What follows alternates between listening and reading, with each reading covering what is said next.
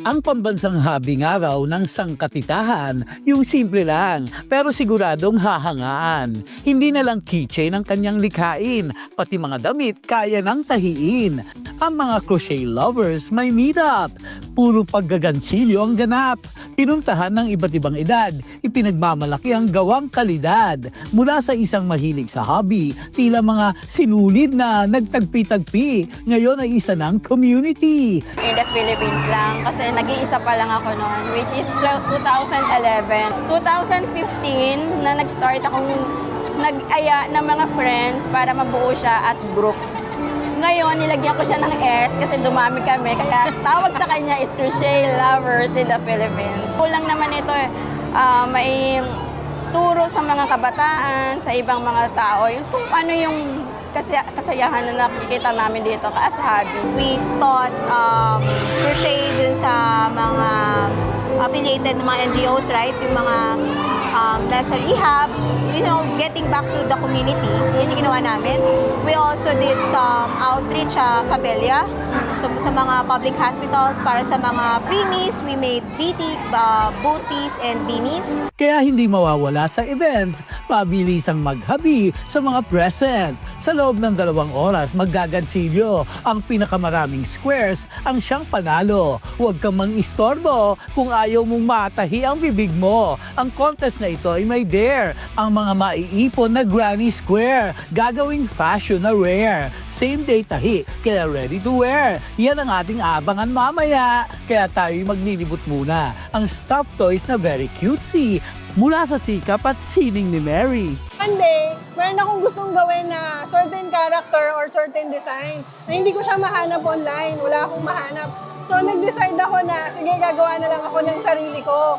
And then eventually, when I posted it online, a lot of people nagkaroon ng interest na magawa rin nila yung kaya kong gawin. So I started na magsulat na ng pattern and then sell it online. Ang mahirap na patterns, kanyang pinasimple. Kaya sa ibang bansa ay kilala na si ate. Actually, napakalaking market ko yung mga Mexican, Americans, yung mga ganon. So, dahil digital lang yung pattern, they can download it anytime. And then eventually one day, Garfield approached me, I think 2022, and then they asked me if I want to make a Garfield and they will license it. And then I said yes. So doon na siya nag-start na mas makilala yung ginansilyo ni Maria. Itong damit na habe, mula rin sa crochet. Magbo-bloom ka na parang bouquet. Mapapakanta ka ng new crochet. Tulad nitong si Ali Jean. Sa likas na pagiging malikhain, ang mga hinahabi niyang dress talagang nakaka-impress. Nag-start ako nung 7 years old pa lang ako.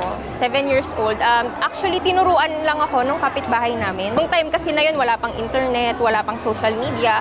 So parang ikaw magpa-practice ka lang kung ano yung alam mo. Then doon, lagi lang akong nagko-crochet. Tapos doon, mas na-enhance yung skills ko sa pagko-crochet kasi lagi akong nag-experiment ng mga iba-ibang stitches. Ganun. Ang ginagawa ko is, I'm a pattern designer, crochet pattern designer. It means gumagawa ako ng mga crochet patterns, tapos binebenta ko siya as PDF files para yun yung blueprints nila, yun yung gagayahin nila, yung mga designs ko. Ito pong suot ko, then design ko rin po siya.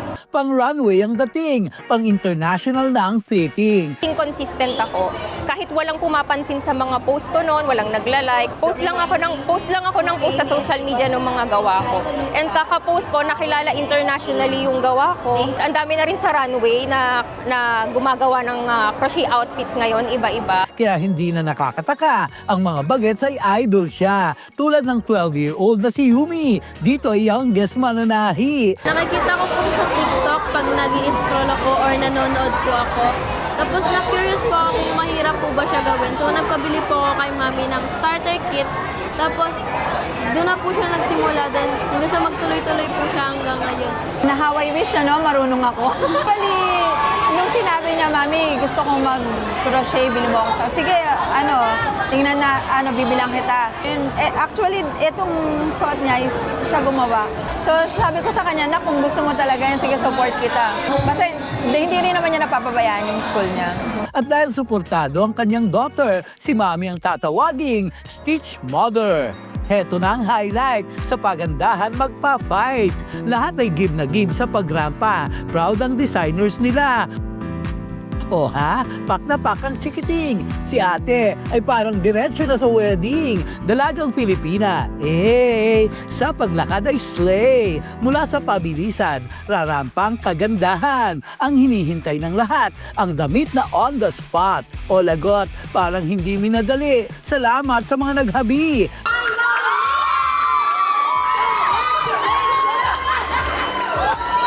I fell in love with the craft. It's as a doctor, it has I cannot spout enough the positive effects of crocheting or crafting. No, social interaction, the cognition, the dexterity.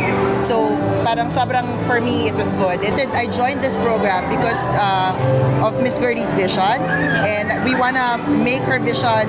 We wanna expand her vision. If you look around the event, you'll see very young people wearing very progressive and upbeat clothes, diba? It's not a grandmother's thing anymore. Although it is still for grandmothers, it's not a grandmother craft anymore. Ang gatsilyo, habi ng umiedad, huwag agad-agad. Ginagawa man ng nakaupo, ang kalidad na may pangglobo. Dahil ang pagiging malikhain ng tao, walang pinipiling edad at estado. At kung sa iisang bagay kayo'y passionate, siguradong may makakasama kang mga classmate.